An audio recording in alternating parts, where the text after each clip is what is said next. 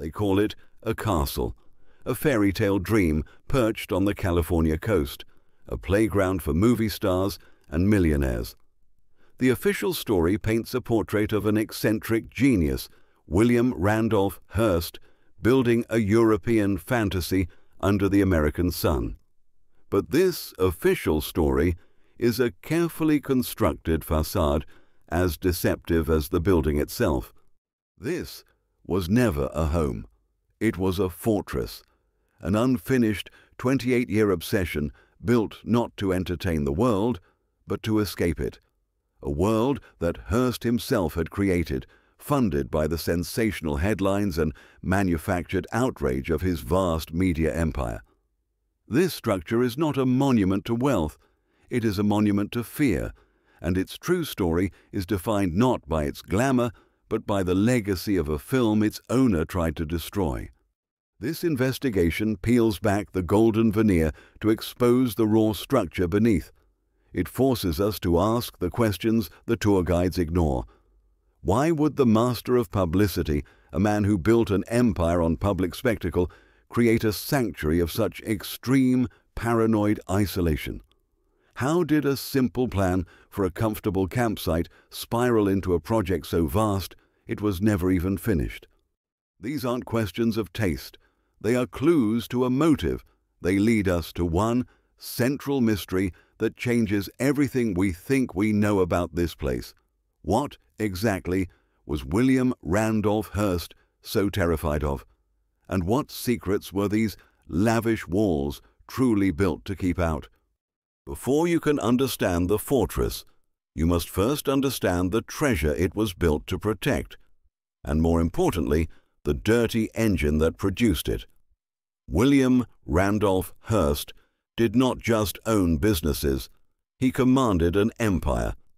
At its zenith, Hearst Communications was a colossal machine of influence, controlling 28 major newspapers, industry-defining magazines like Cosmopolitan and Good Housekeeping, radio stations, and a film studio.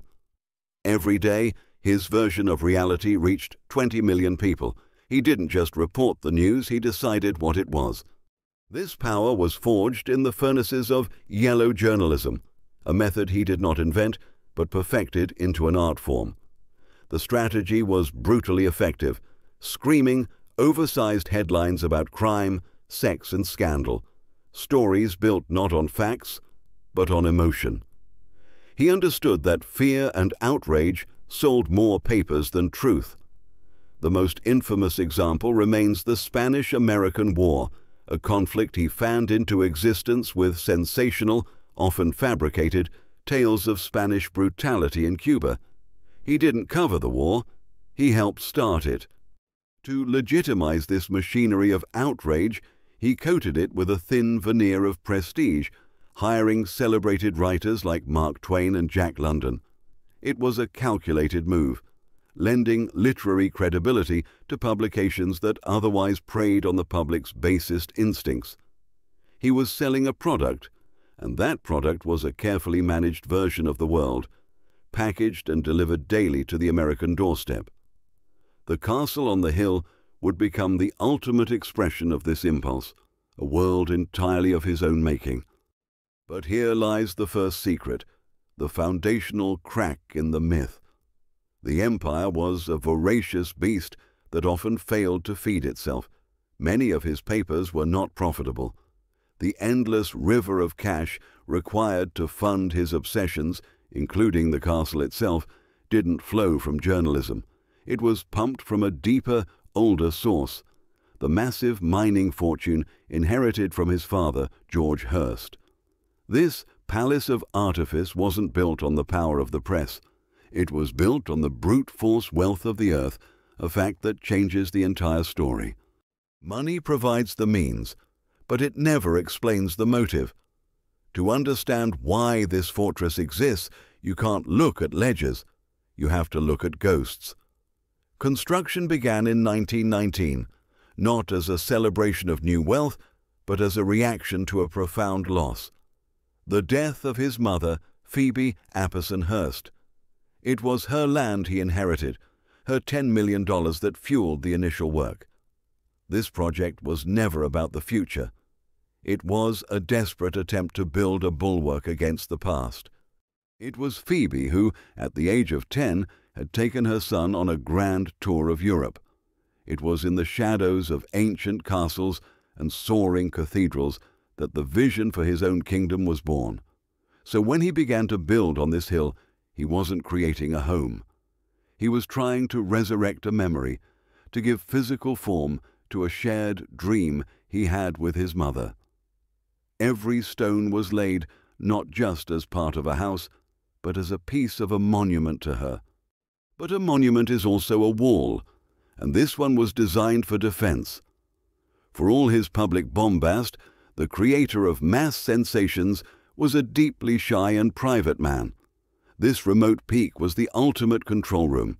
Here, high above the world, he could curate his own reality, hand-picking his court and directing every scene, safely insulated from the very chaos his newspapers unleashed daily. This wasn't a stage for the world to see. It was a bunker to hide from it. This obsession with control extended to history itself. Hearst was not a collector. He was the great accumulator. He didn't just buy art. He bought entire Spanish monasteries, ceilings from Italian palazzos, and rooms from French chateaux, shipping them across the ocean in thousands of crates. The castle, therefore, was never just a building. It was the world's most opulent warehouse, a colossal storage unit designed to hold a history he had captured and possessed. Every object was a prisoner, a testament to his power to own the past itself. Geography is the first confession. Before a single blueprint was drawn, the location of this estate tells you everything you need to know about its true purpose. This spot, once a rustic family campsite, was chosen for one reason above all others: strategic isolation. Situated halfway between the power centers of Los Angeles and San Francisco, it existed in a self-contained vacuum. In an era of limited transportation, this wasn't just a remote location. It was a deliberate act of separation, guaranteeing absolute control over who could approach. The land itself was a declaration of power. Rising 1,600 feet above the Pacific, La Cuesta Encantada, the Enchanted Hill, was a natural watchtower. The panoramic view was not for appreciating sunsets, it was for surveillance. From this vantage point, Hearst commanded a god's-eye view of his domain, the endless ocean on one side and tens of thousands of acres of his own land on the other. This was not a home with a nice view. This was a throne from which a king could survey his entire isolated kingdom. The most damning piece of evidence is the sheer difficulty of the choice. This was a logistical nightmare. Every block of marble, every antique ceiling, every worker had to be dragged up a treacherous, primitive road. A man building a simple luxury home would have chosen a more accessible location. But a man building a fortress, a man driven by a profound need for control and security, would see the difficulty not as a deterrent, but as a feature. The effort required to build here proves that the psychology of the location was more important than any practical consideration. This land wasn't chosen for convenience, it was chosen for defense.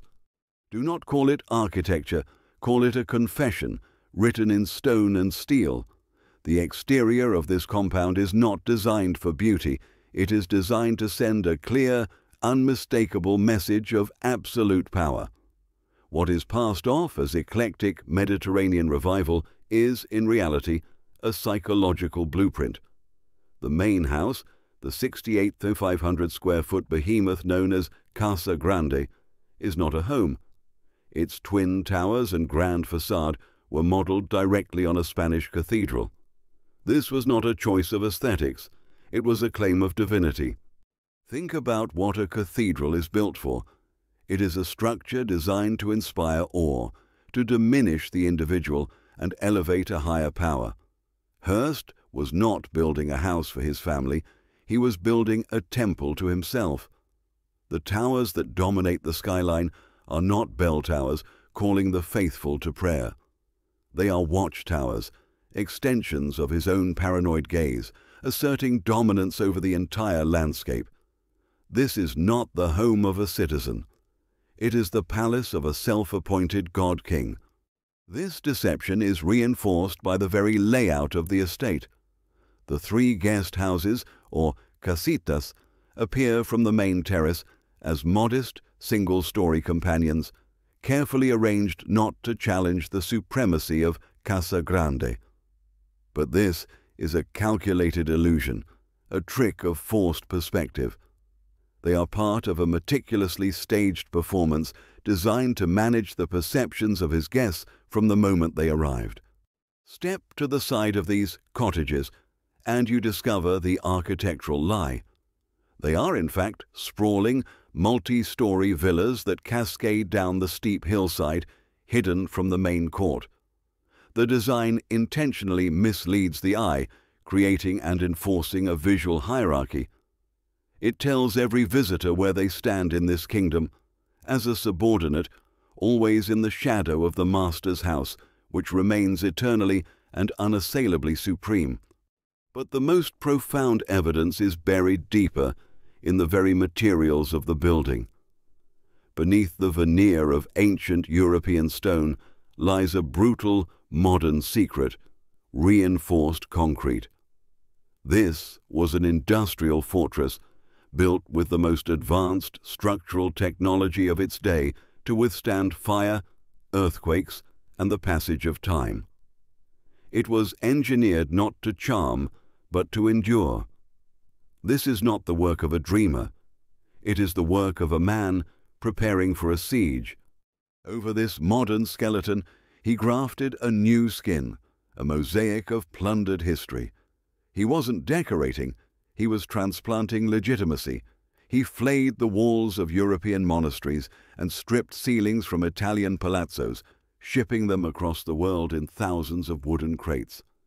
He was attempting to fuse the raw, undeniable power of American industry with the aristocratic and religious authority of the Old World, an authority he could never earn, only purchase and possess. The exterior is the ultimate statement, the strength of a modern bunker, wearing the soul of a European dynasty. If the exterior was a declaration of power, the interior was the mechanism for its enforcement. To step inside this fortress was to surrender your autonomy and become a character in a meticulously scripted performance. The 165 rooms were not spaces for relaxation. They were stages. Guests were subject to a rigid, unyielding timetable dictated by Hearst and his mistress, Marion Davies. Cocktails were at 7:30 p.m. Dinner was at 8 p.m.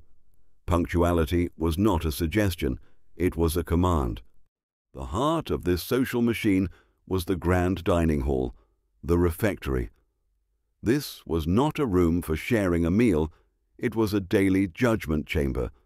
With its soaring monastic choir stalls and ancient Sienese banners, the space was designed to intimidate.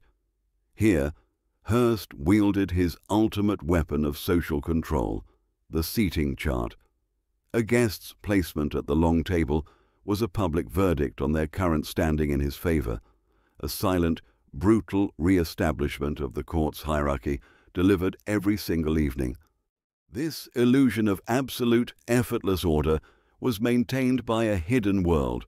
The architect, Julia Morgan, engineered a complex network of concealed service corridors and secret staircases. The staff moved through the house like ghosts, operating the machinery of luxury while remaining completely invisible to the guests. This was not about providing good service, it was about creating a world where the master's will seemed to manifest by magic, reinforcing a sense of omnipotence and flawless control. This control was hardwired into the building's very bones. The castle was a technological fortress, far ahead of its time. It had its own 24-hour telephone exchange with 80 lines, a private command center that allowed Hearst to direct his global empire from his remote throne. This wasn't a convenience, it was the estate's central nervous system, a web of control that turned physical isolation into a strategic advantage. The technological web extended to every guest's senses. A complex speaker system could broadcast music from a central phonograph in the basement to rooms all over the estate, allowing Hearst to dictate the auditory environment at will. And most importantly, the private movie theater was not just for entertainment. It was a propaganda machine where guests were shown films from Hearst's own studio, often before their public release. He wasn't just hosting a party, he was curating their reality, forcing them to consume the narratives he himself produced. The interior was not a home, it was a laboratory of control. The need for control did not stop at the fortress walls. It extended to the very landscape, to life and death itself. Hearst's ambition was not merely to build a kingdom, but to populate it with a subjugated natural world. He created the world's largest private zoo, a theatrical display of his dominion over the wild. Predators, grizzly bears, lions, tigers, were kept in cages, their power contained and put on display. But the true illusion of control was the vast open-range enclosures where herds of zebras, antelope and giraffes roamed. This was not freedom. It was a curated wilderness, an artificial Eden where he alone was the creator, dictating the terms of life on his mountain. This act of creation was most evident in his war against the elements. This is a dry, hostile hill, an impossible place for a lush paradise. But for a man with Hearst's resources and obsession, impossible was simply an engineering problem. He commanded his architect, Julia Morgan, to conquer the arid landscape. A complex, gravity-fed water system was engineered to capture springs from a mountain 7 miles away, channeling life-giving water into 3 massive reservoirs. This wasn't just for the gardens, it was the water supply for a self-sufficient citadel, even powering its own hydroelectric plant. He wasn't just building a home, he was terraforming a planet. With a conquered water supply, he could now command nature's appearance. The 127 acres of gardens were not grown, they were installed. This was not a patient collaboration with nature, but a hostile takeover. His pathological impatience is proven by a single, staggering fact. He transplanted fully mature, ancient oak trees to the property. He refused to wait for a sapling to grow. He demanded a finished, timeless landscape instantly. It was an act of supreme hubris, an attempt to erase time and force the natural world to conform to his immediate, unyielding vision. The ultimate symbol of this relentless obsession is the Neptune pool. It wasn't built once. It was torn down and rebuilt 3 times. Each version was grander, more ornate, and closer to an unattainable ideal in his mind. This was not the behavior of a homeowner improving his property. This was the compulsion of a god, dissatisfied with his creation, exercising his power to destroy and remake reality at will. The landscape, the animals, the water, the trees, they were not elements of a home. They were prisoners of war in his long campaign against an uncontrollable world. For 2 decades, the fortress on the hill became the world's most exclusive prison. The official narrative calls this period the Golden Age, a glittering parade of Hollywood royalty and political titans. Charlie Chaplin, Cary Grant, Greta Garbo, Winston Churchill, they were all summoned to the court. Guests would arrive on Hearst's private train from Los Angeles or land at his private airfield, ferried up the winding road to a world apart. But they were not guests in a home. They were players, carefully selected props in a meticulously staged production, their fame adding another layer of spectacle to his isolated kingdom. Herein lies the project's central, damning irony. For all the control, for all the expense, for all the 28 years of relentless, obsessive construction, The castle was never finished. It remained a perpetual work in progress, a monument to an unattainable vision. Hearst's perfectionism became a self-sabotaging engine. He would order entire wings built only to tear them down. His constant changes, coupled with the slow drain on his finances, ensured his ultimate creation would forever exist in a state of incompletion. When he left for the last time in 1947, due to failing health, he wasn't leaving a masterpiece. He was abandoning a construction site. This reveals the profound truth of the entire enterprise. The process of building was more important than the finished product.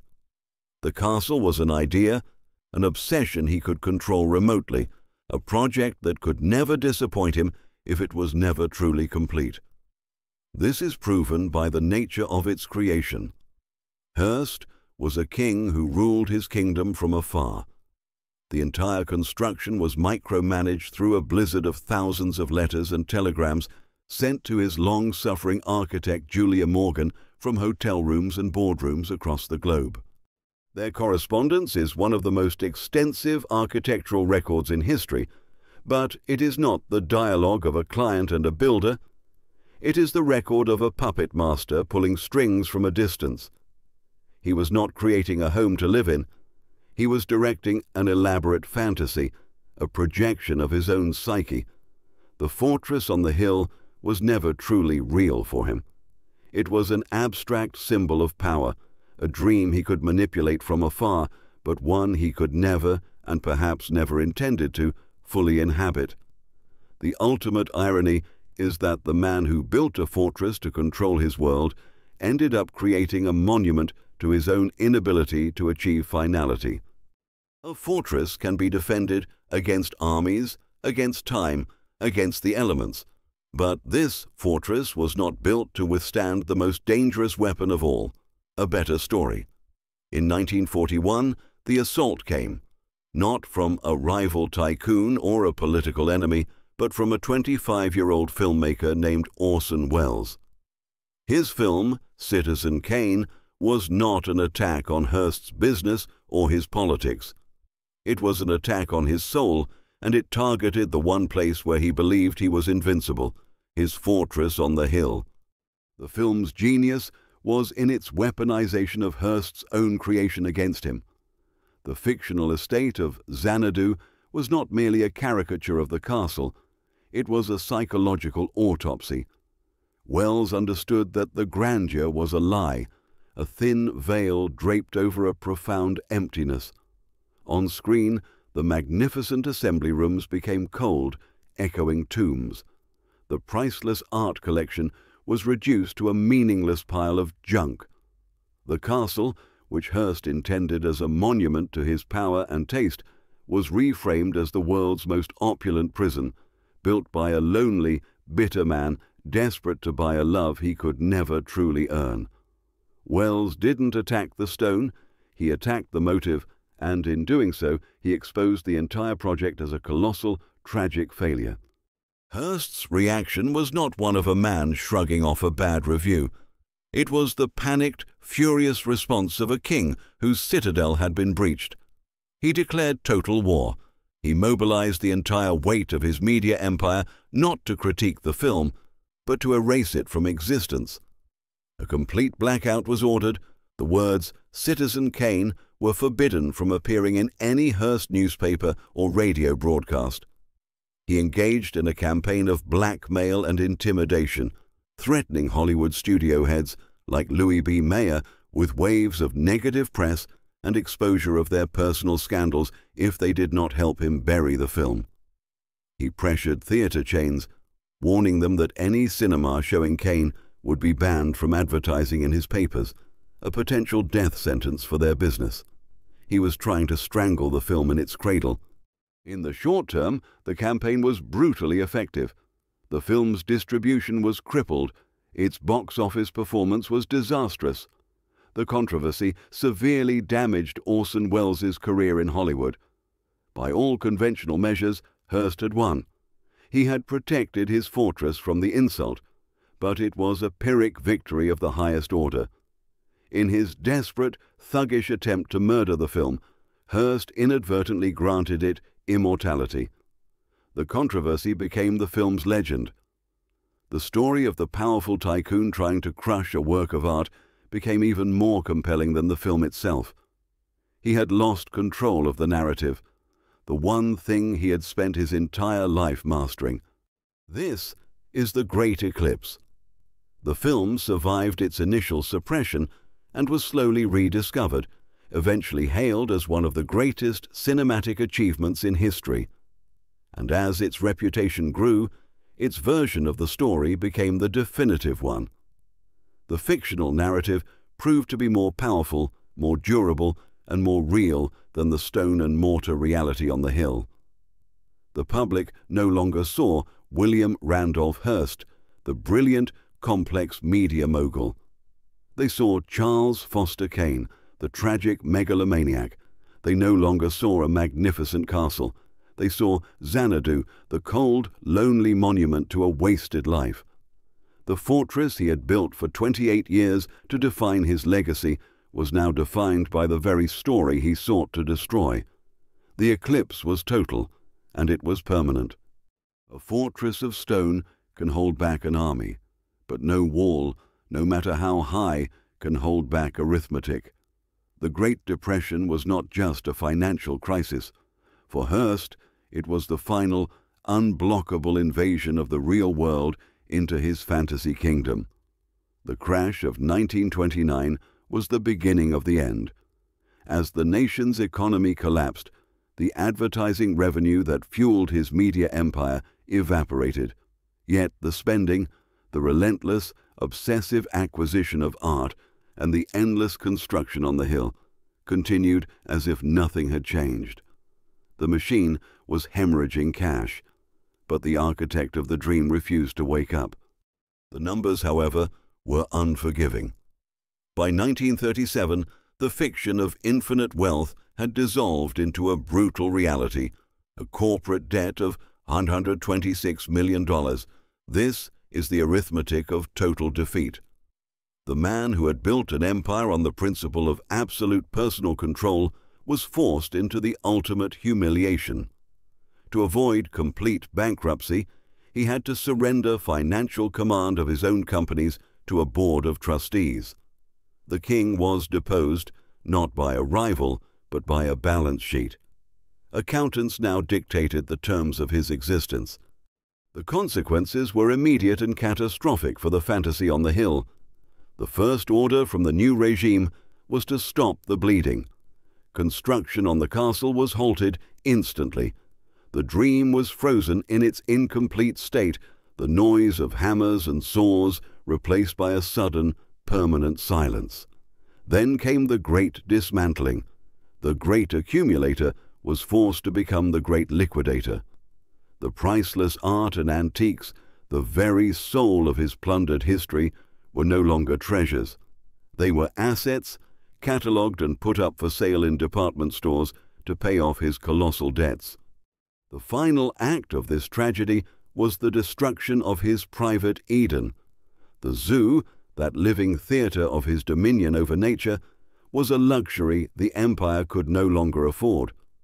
Starting in 1937, the animals were sold off or given away to public zoos.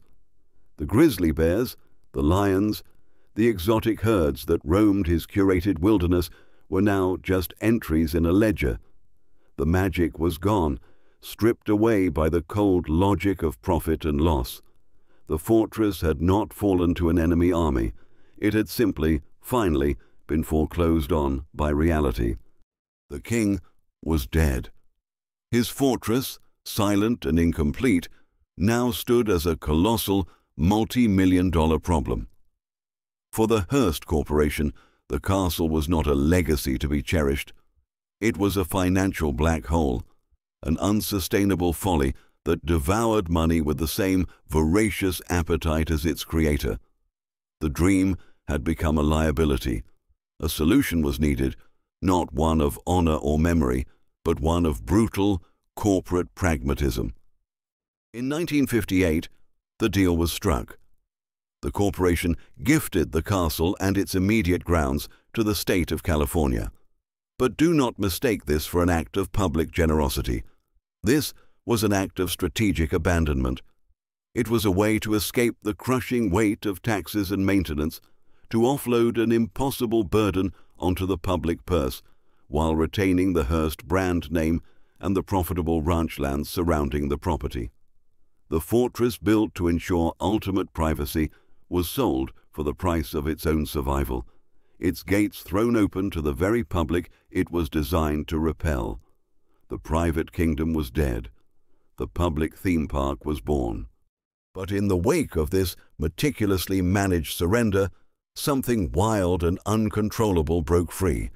The zoo had been dismantled, its captive creatures sold off like furniture, but not all of them. A herd of zebras remained, a final, forgotten detail. And then a storm, an act of indifferent nature, did what no rival could. It breached the walls. A fence was torn down, and the zebras simply walked out into the rolling California hills. They escaped the dream. Today, their descendants, a wild herd now numbering over 100, still roam the lands surrounding the castle. They are a ghostly, living irony. They are the only part of Hearst's grand vision that truly survived, not by being preserved, but by escaping his control. These phantom creatures, grazing on the golden hillsides, are a more authentic monument to the project's ultimate failure than anything contained within the museum's walls. They are the living proof that nature will always outlast the will of a single man. While tourists now walk the polished floors and gaze at the curated art, the real story of the castle lies elsewhere, buried in a far less glamorous tomb, the archives. The true treasure is not the Flemish tapestries or the Roman sarcophagi. It is the thousands of letters, blueprints, and frantic telegrams that passed between Hearst and Julia Morgan. This paper trail is the building's soul, a day-by-day, blow-by-blow account of the obsession that gave it life. Here, in the dry, meticulous records, is the unvarnished truth. The public sees the result, the grand, empty shell. But the archives hold the motive, the paranoia, the relentless, driving need for control that is the castle's true foundation. The fortress was rescued, but only as a hollowed-out artifact. Its spirit was lost. What remains are two authentic relics, the wild animals that escaped the cage, and the paper trail that proves why the cage was built in the first place. So, what is the final lesson, the takeaway from this ruin of ambition? When you strip away the marble and the gold, when the ghosts of movie stars have faded, what remains is a stark and timeless parable about the absolute limits of power. This is the story's ultimate and most important truth. Here was a man who, for a time, achieved a level of control over reality that few in history have ever known. He was a puppeteer of public opinion, a man who could dictate the daily thoughts of millions with a single headline.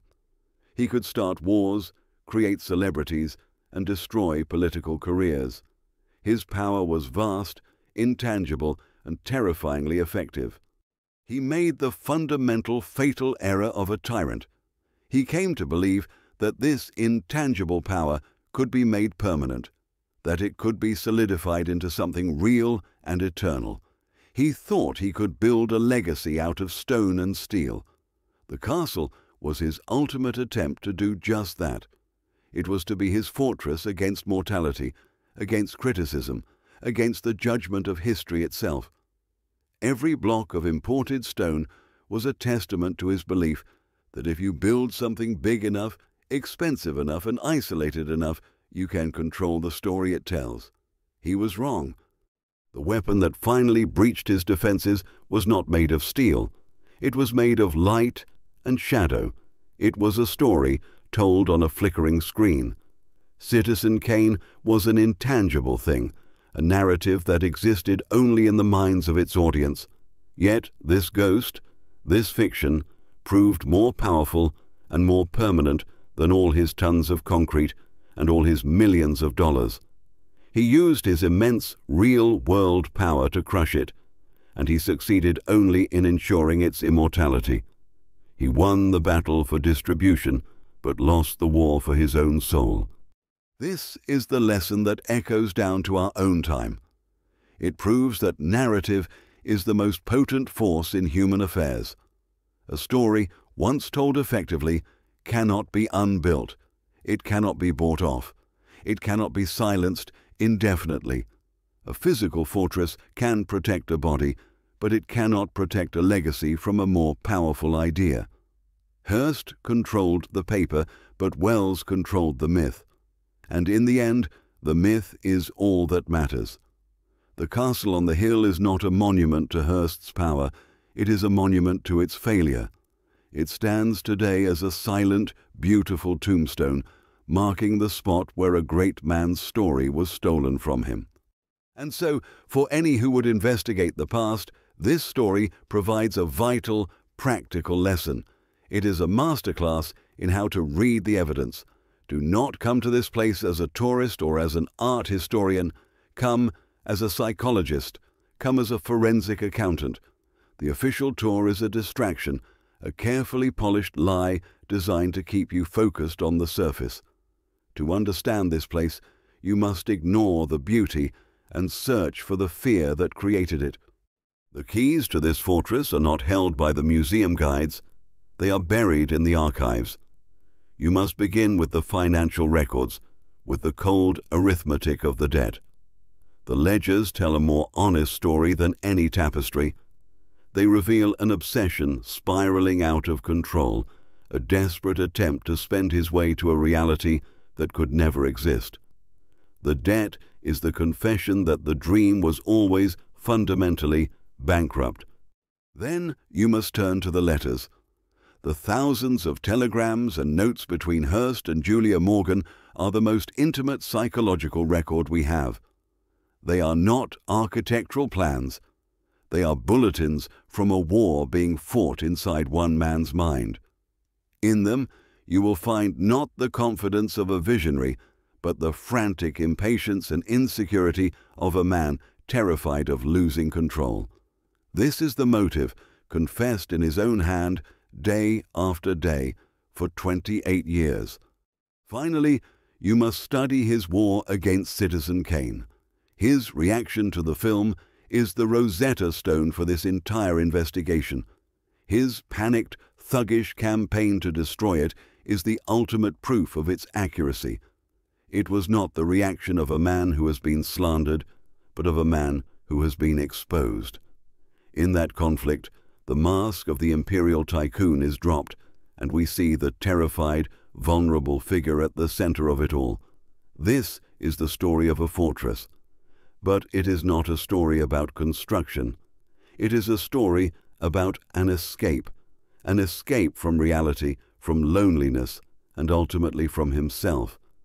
And its most enduring lesson is this: no matter how high you build the walls, you can never escape the story that will be told about you after you are gone.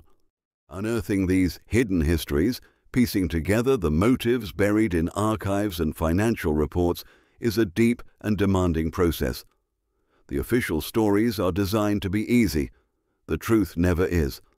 If you believe this work is important, that these forgotten narratives must be brought to light, then support this investigation. A like on this video is a signal that the truth still has value. Subscribing to the channel ensures you will not miss the next case file when it opens. But now the most critical part is in your hands. The landscape is littered with monuments built on secrets and ambition. I need you to point the way. Tell me in the comments.